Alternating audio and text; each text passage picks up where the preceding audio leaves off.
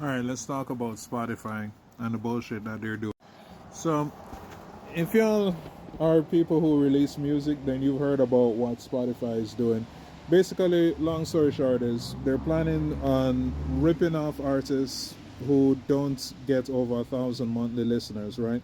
They're planning to take all of their money and instead, quote unquote, pay it to the other artists who get above that threshold. They're going to pay them more. So now, if you're a greedy piece of crap, of course, this sounds great to you because you're like, oh, well, free market. Well, why don't you just work harder and promote your music better and do better songs, and then you'll get paid by Spotify too, right? The problem is that's not actually what's happening. So let me explain what's going on. First, you have to understand copyright law and understand how music is distributed. Whenever you create a song and you release music, right?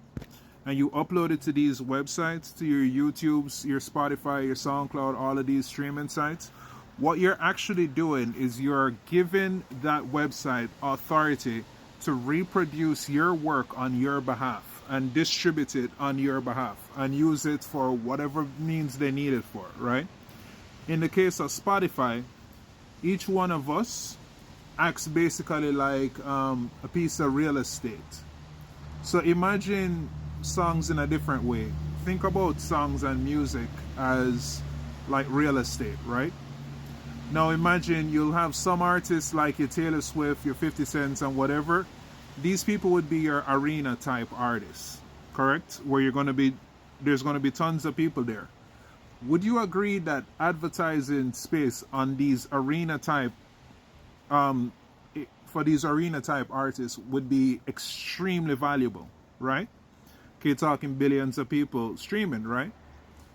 But even your smaller artists who nobody knows, before their song plays and before their mom or dad or whoever it is plays their song, a commercial always plays.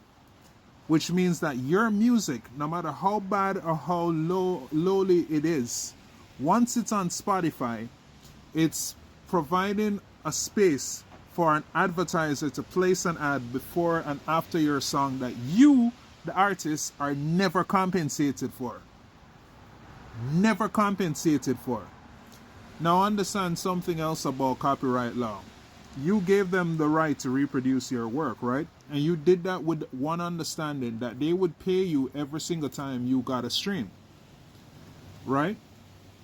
Now understand something. You as a creator, you are entitled to collect royalties on your work for 75 years after the last copyright holder on the song dies.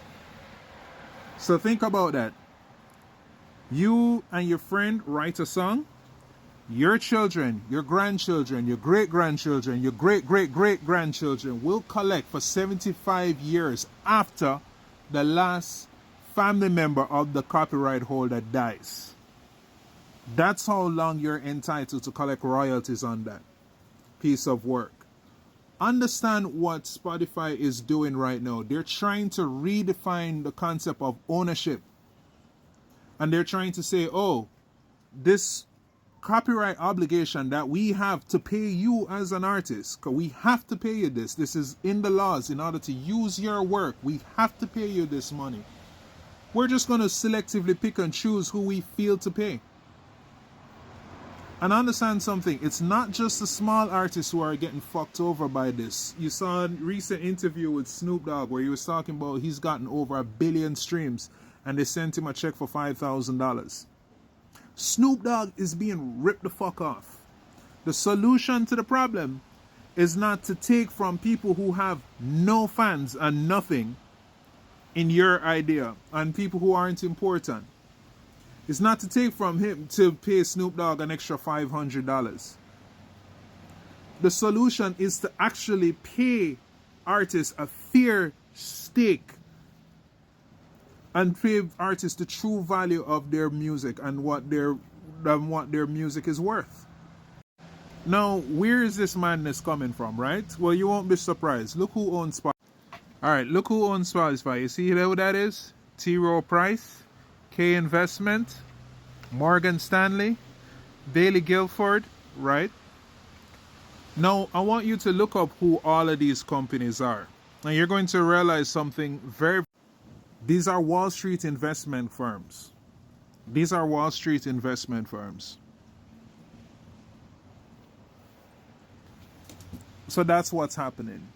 Wall Street is trying to take over music and redefine copyright law to fuck over creatives. That's what's happening right now with Spotify. And for this reason, people, you have to make a stance. So whenever I drop my music, it's going to be physically distributed and it will not be on Spotify. It will not be on Spotify. Fuck Spotify.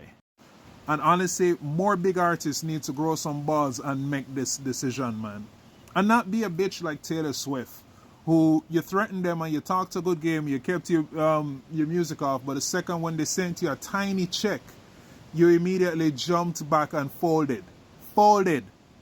Folded. Think about your family and the legacy that you plan to leave behind. What about them?